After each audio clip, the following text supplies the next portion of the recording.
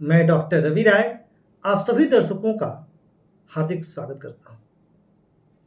प्रिय दर्शकों, आज का जो कार्यक्रम है यह आपके सुझाव पर है। हमारे परिवार के कुछ सदस्य लगातार यह कमेंट आ रहा था कि गुरुजी नक्षत्रों के बारे में बताइए, नक्षत्र का एक सीरीज, एक अलग से प्लेलिस्ट बनाइए और उसमें आप सभी नक्षत्रों के बारे में बताइए। तो उस क्रम में आज हम बात करेंगे अश्विनी नक्षत्र के बारे में। यह पहला नक्षत्र है और अश्विनी नक्षत्र के गुणधर्म क्या है, क्या स्वभाव होता है इस नक्षत्र में जन्मे लोगों का, व्यक्तित्व कैसा होता है, व्यापार व्यवसाय कौन सा इन्हें सर्वाधिक सूट करता है, इन्हें अपने जीवन में तरक्की करने के लिए क्या उपाय करना चाहिए। और इसमें हम बात करेंगे नक्षत्र के अलग अलग चरणों की भी, क्योंकि देखिए एक नक्षत्र में फिर अलग अलग चरण भी होते हैं और एक ही नक्षत्र होते हुए भी व्यक्तियों का स्वभाव भिन्न हो जाता है। तो इस पर भी बात होगी और बड़े सकारात्मक गुणों से भरपूर होते हैं अश्विनी नक्षत्र के जातक। तो आइए बिना विलंब के चर्चा प्रारंभ करते हैं, समझते हैं कि अश्विनी नक्षत्र के स्वामी कौन है, क्या गुणधर्म है इस नक्षत्र के। तो देखिए इसके स्वामी अश्विनी कुमार है और जो इसका प्रतीक चिन्ह है वह घोड़ा है। कई शास्त्रों में घोड़े का सिर भी बताया गया है प्रतीक चिन्ह। अब घोड़ा प्रतीक चिन्ह है तो घोड़े में जो ऊर्जा होती है, घोड़े में जो शक्ति होती है, जो गति होती है, जो चपलता होती है, कहीं ना कहीं वो इन नक्षत्र में जन्मे जातकों में भी होता है। इसको मैं आगे और एक्सप्लेन करूंगा। साथ ही साथ इस नक्षत्र का विस्तार किस राशि में है, तो मेष राशि में है। यानी अश्विनी नक्षत्र में जन्मे जातकों की राशि मेष होगी और कितने अंश तक होगी मेष राशि, यह भी देखना है। यानी चंद्रमा मेष राशि में कितने अंशों तक स्थित होंगे, तो 0 डिग्री से लेकर के 13 डिग्री 20 मिनट तक, यानी 0 अंश से लेकर के 13 अंश 20 कला तक विस्तार होगा। अच्छा, अश्विनी नक्षत्र के स्वामी केतु है। यह केतु का नक्षत्र है। तो जहां एक और आपने जो प्रतीक चिन्ह है घोड़े से तो समझा ही, अब केतु की जब बात होती है तो मैं हमेशा कहता हूं कि जो केतु है यह सूक्ष्मता को दर्शाते हैं। तो केतु परम अध्यात्म भी तो है और केतु एक बेचैनी है कुछ जानने की। तो इस नक्षत्र में जन्मे जात के बड़े बेचैन भी रहते हैं कई बार। साथ ही गंडमूल नक्षत्र में आता है तो जिन भी जातकों का जन्म इस नक्षत्र में हुआ है, जिन भी बच्चों का जन्म हुआ है, उन्हें जन्म के समय नक्षत्र शांति अवश्य करा लीजिए, गंडमूल शांति अवश्य करा लेनी चाहिए। अब आइए जो प्रमुख विशेषताएं हैं वो समझते हैं, फिर अलग अलग नक्षत्र चरणों के बारे में बात करेंगे। जो प्रमुख विशेषता है कि ये नित्य नए चीजों को जानने को उत्सुक रहते हैं। जी हाँ, खाली नहीं बैठ सकते, ये बिल्कुल भी नहीं बैठ सकते। खाली बैठना इन्हें पसंद ही नहीं होता। हमेशा कुछ नया करने की चाह, कुछ नया जानने की चाह इनके मन में सदैव विद्यमान रहती है। दूसरी बात ये आविष्कारक होते हैं, शोधकर्ता होते हैं, बड़े फुर्तीले होते हैं, मेहनती बहुत होते हैं, गजब का ये परिश्रम करते हैं और छोटा लक्ष्य इन्हें नहीं भाता। यह भी जानिए इनके बारे में। इन्हें जब भी चाहिए जीवन में बड़ा चाहिए, बड़े महत्वाकांक्षी होते हैं और कुछ कर गुजरने की चाह इनमें प्रबलतम होती है। समाज में कुछ नया कर जाने की चाह सबसे ज्यादा होती है। कि बड़ी अद्भुत बातें हैं इस नक्षत्र में जन्मे जातकों की। कई बार हठधर्मी हो जाते हैं, हठ इनको घेर लेता है, जिद्दी स्वभाव हो जाता है, यह भी एक प्रमुख गुण है इनका।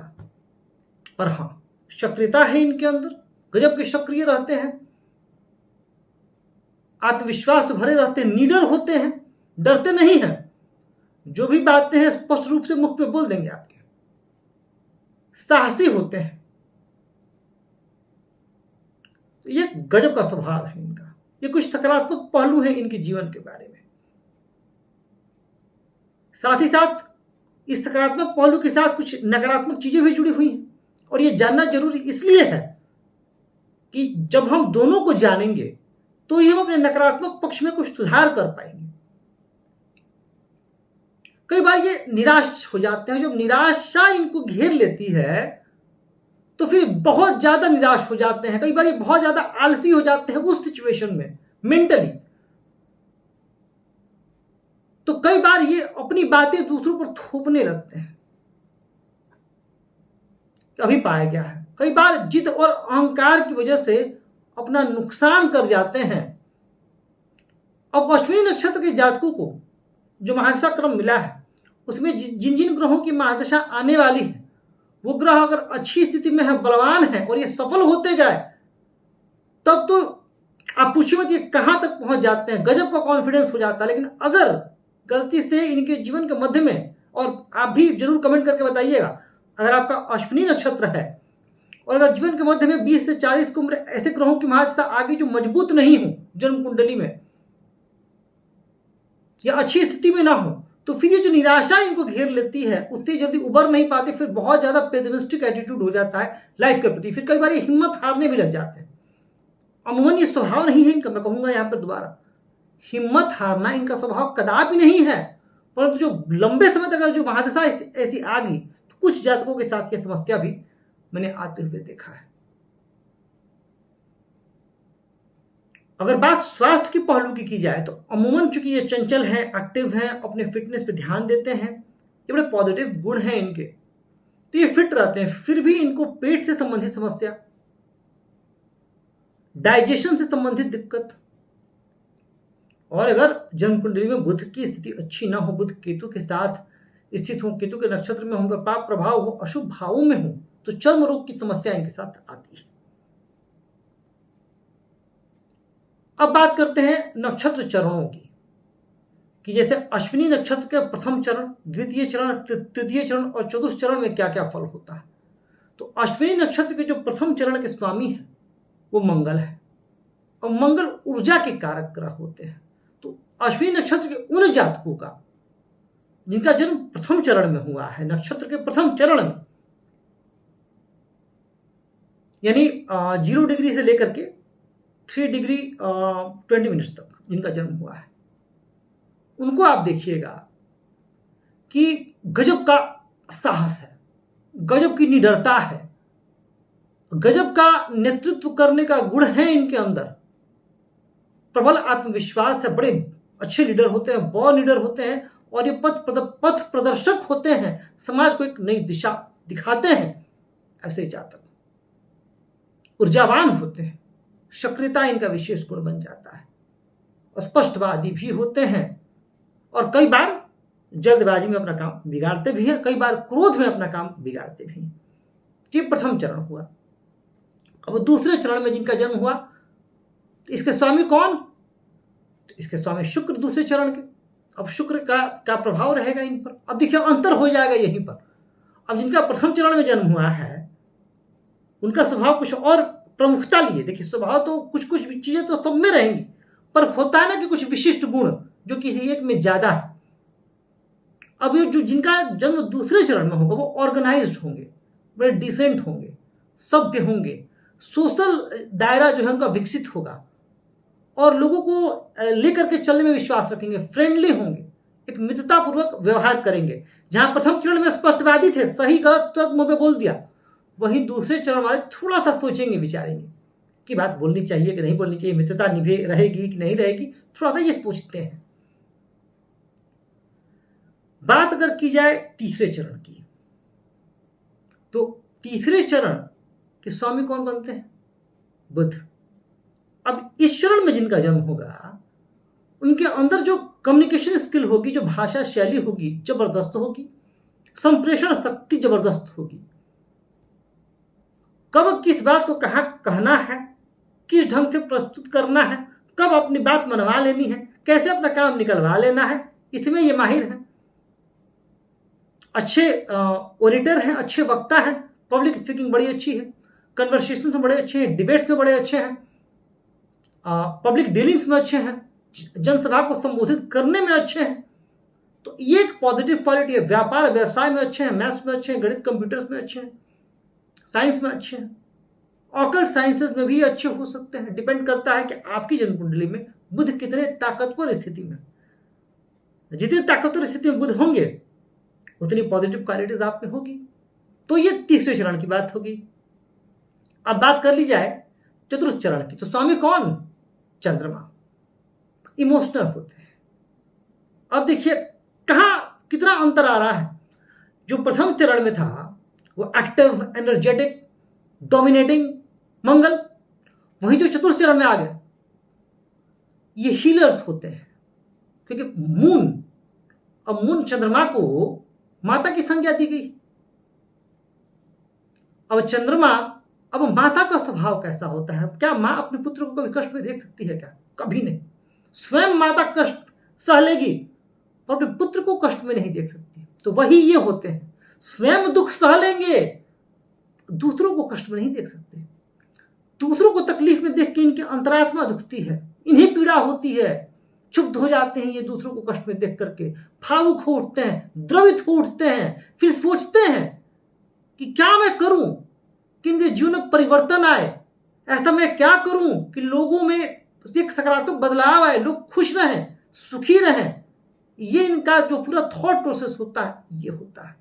इसलिए मैंने कहा बड़े अच्छे हीलर्स हो सकते हैं, अच्छे चिकित्सक हो सकते हैं, साइकेट्रिस्ट हो सकते हैं, मनोचिकित्सक हो सकते हैं। हर उस गुण में ये माहिर होंगे जहां ये लोगों की मदद कर पाए, भावनात्मक रूप से उनके कष्टों को दूर कर पाए और उनके जीवन में सुख दे पाए। अब चंद्रमा, अब इस नक्षत्र में क्या होगा? चंद्रमा यदि पाप प्रभाव पर होगा तो स्वयं ही निराश होने लग जाएंगे। ये चीज भी होती है। तो प्रिय दर्शकों, ये हमने समझा कि चारों चरण में प्रमुखता से क्या विशेषताएं होती हैं। अब बात की जाए कि ओवरऑल अगर देखा जाए तो अश्विनी नक्षत्र के जातक हैं, इन्हें कौन सा प्रोफेशन सूट करता है? देखिए यहां पर मैं कहूंगा कि जब हमारा नक्षत्र सीरीज खत्म हो जाएगा तो मैं या बीच में भी मैं ला सकता हूं, तो मैं करियर पे भी ले आऊंगा कि किस प्रोफेशन में कौन सा ग्रह सूट करता है। अब यहां पर नक्षत्र तो है ही, साथ ही आपका 10th हाउस ये इंपॉर्टेंट हो जाएगा, D10 चार्ट भी इंपॉर्टेंट हो जाएगा। फिर भी ओवरऑल अगर देखा जाए तो इस नक्षत्र में जातक जैसे का स्वामी केतु हैं तो शोधकर्ता हो सकते हैं, बड़े अच्छे रिसर्चर हो सकते हैं, डॉक्टर्स हो सकते हैं, सर्जन्स हो सकते हैं, साइंटिस्ट हो सकते हैं, इंजीनियर हो सकते हैं, हीलर्स हो सकते हैं। ये कुछ विशेष गुण हैं। अब दशम भाव पर यदि मंगल का प्रभाव हुआ, प्रथम चरण में जन्म हुआ तो अच्छे स्पोर्ट्स में भी अच्छा कर सकते हैं, पर प्रमुखता से ये फील्ड इन्हें सूट करता है। अब बात की जाए कि इन्हें अपने जीवन में क्या नहीं करना चाहिए, क्योंकि ये तो हमने जान लिया कि हमारा जो पॉजिटिव क्वालिटी है वो क्या है, पर हमें ये चीजें भी जाननी चाहिए कि हमें किन किन चीजों से दूरी बनानी चाहिए। तो 2-3 चीजें हैं जो आपको जाननी बहुत जरूरी है। सबसे पहले तो आपको तुरंत रिएक्ट नहीं करना चाहिए, अपनी इस आदत को बदलें, क्रोध पर नियंत्रण रखें और जितना हो सके नॉनवेज और अल्कोहल से दूरी बना करके रखें। यह आपके स्वास्थ्य को प्रभावित कर देगा बहुत ज्यादा। साथ ही साथ कई बार आप बहुत डोमिनेटिंग हो जाते हैं तो वो डोमिनेंस आपको अपने अंदर थोड़ा सा कम करना होगा। ये 3-4 चीजें हैं, यदि ये आप अपने जीवन से हटा दें, खास करके जो तुरंत रिएक्ट कर जाता है उसको अगर हटा दें तो आपकी लाइफ पाथ बहुत स्मूथ हो जाएगी। और थोड़ा सा इनको ध्यान जरूर करना चाहिए। देखिए मैंने क्या कहा, स्वामी कौन है? केतु है। तो केतु ध्यान है, केतु अध्यात्म है, केतु सूक्ष्मता है, केतु अपने मन की आंखों से देखते हैं। तो अश्विनी नक्षत्र के जातकों को ध्यान साधना में बड़ी जल्दी सफलता मिलती है। तो ध्यान साधना से आप चुनें, आपको बड़ा लाभ होगा। आपको क्या उपाय करना चाहिए, ये तो आपने समझ लिया कि क्या नहीं करना चाहिए। अब क्या उपाय करने चाहिए, किसकी पूजा करनी चाहिए? तो आप भगवान श्री गणेश की पूजा करें। आपको गणपति अथर्वशीर्ष का पाठ अवश्य करना चाहिए। साथ ही साथ ओम गंग गणपतये नमः, भगवान श्री गणेश के इस मंत्र का भी आपको जप करना चाहिए। इससे भी आपका कल्याण होगा। तो ये कुछ उपाय हैं जिन्हें अपना करके आप अपने जीवन स्तर को और बेहतर कर सकते हैं। तो प्रिय दर्शकों, यह हमने समझा अश्विनी नक्षत्र के बारे में। कार्यक्रम कैसा लगा कमेंट करके बताइएगा जरूर, और आपका नक्षत्र क्या है यह भी बताइएगा, और आपका जन्म इस नक्षत्र के किस चरण में हुआ है और आपकी क्वालिटीज क्या है ये भी बताइएगा, जरूर शेयर कीजिएगा। और आपकी दोस्तों को कहूंगा कि अगर आपके मन में कोई प्रश्न हो, कोई जिज्ञासा हो, तो चैनल के किसी वीडियो पर कमेंट अवश्य करें। हमारा प्रयास रहेगा कि हम आपके प्रश्न का भी उत्तर अवश्य दें। मैं आप सभी के स्वस्थ, सुखी, समृद्ध, यशस्वी एवं दीर्घायु जीवन की कामना करता हूँ। इस कार्यक्रम में इतना ही। धन्यवाद।